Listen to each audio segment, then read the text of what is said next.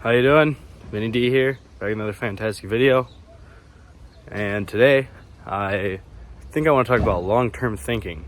I just recently wrote a blog post about what long-term thinking is, some of the benefits of it, and when and how to apply it in your life. And I think I might be able to go into a little bit more detail here in this video about how I apply it and the way I look at it now. So I guess just to get started, like when I think of long-term thinking, I think of one thing that I learned from Alex Hormozy, which is to expand the time horizon. And essentially what that means is like taking a certain activity, right? So it's like, let's say, writing a blog. Let's say I write one blog post per week and continue to educate myself on search engine optimization, on creative writing, on persuasion. And I continue to improve and write these blog posts every single week for the next year, or the next 2 years, or the next 3 years. Like, if I take that activity and extrapolate that, or, look at the big picture of like, if I do this every day for the next, or every week for the next 5 years, what is the result going to look like? What is the probability of like actually achieving success if I continue to do this activity the same way that I'm doing it? And that's what I mean by expanding the time horizon, is like also looking at it like, well, I'm not going to go in and say, yeah, I'm going to write, a blog post every week for 3 months and expect it to be successful. That's just unreasonable, because for one, I don't really have the skills yet necessary to attract and hold the attention of readers to a point where I can monetize them or even provide them any value whatsoever. So instead, I'm going to say, okay, like, I'm not going to do this for 3 months. Like, I'm going to do this for 5 years. Or like another example would be like, I want to become a mixed martial artist and I train MMA for 3 months of my life and I have yet to get my first pro fight, and for that reason I'm going to quit. That would be unreasonable to think that you would have, after 3 months of training, be successful when the top fighters in the world and in the country do this every day for multiple hours a day for years. That's the key point. They do this for years. Like, that little effort that you put in for 3 months is nothing compared to the amount of effort that the people at the top do. So if you're trying to get to the top and you expect it to happen in 3 months, you're going to have a rude awakening when you continue to jump from thing to thing, thinking in a short-term mindset.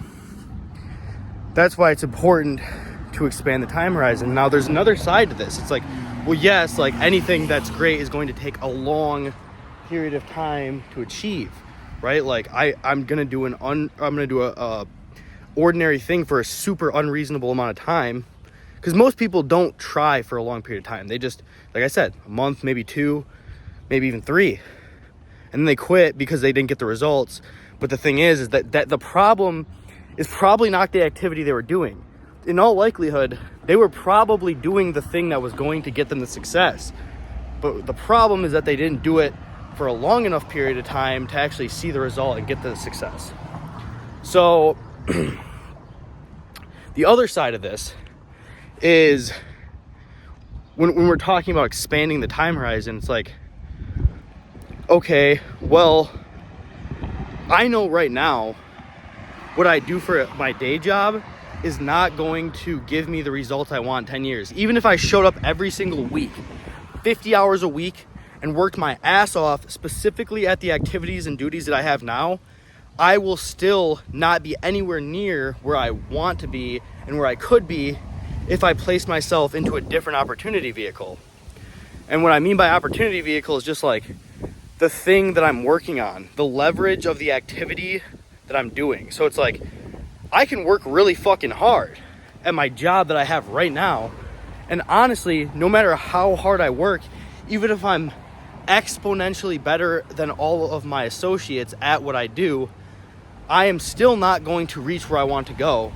I would have to do it for hundreds of years to get to the level of success financially and fulfillment that I'm looking for.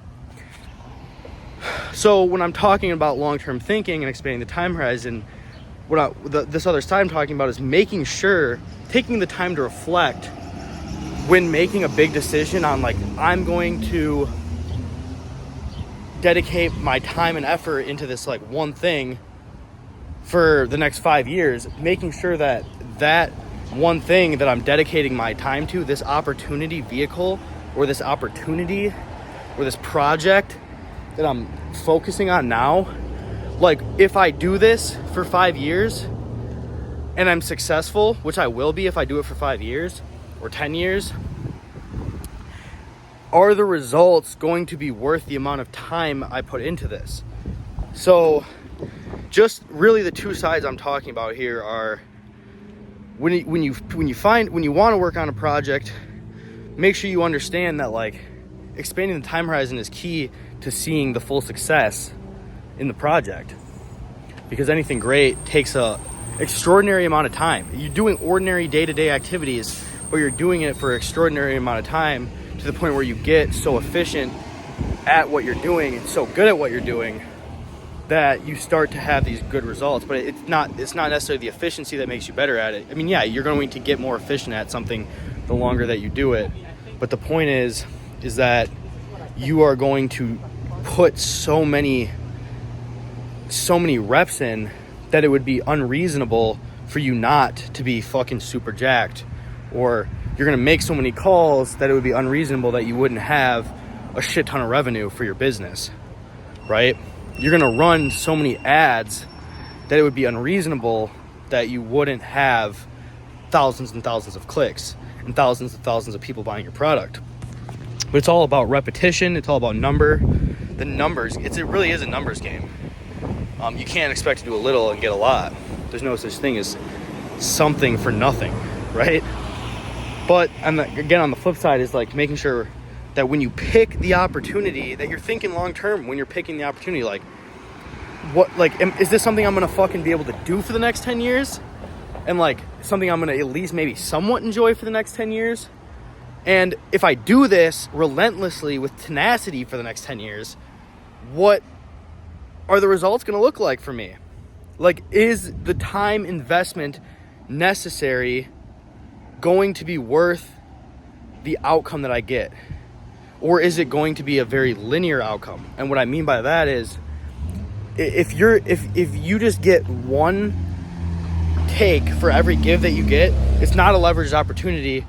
Even at the highest, even if you're 4 or 5 years into it and you're the best that you can possibly be, if you can only get one for one and you can't do it at scale, or, like, create something that benefits multiple people at one time, then it's not probably a great opportunity vehicle for you to be in. I mean, I don't know where I'm going with this. All I'm saying is long-term thinking, man. It's definitely an important aspect of decision making in the micro, in the day-to-day, and in the macro, and in the like, further future.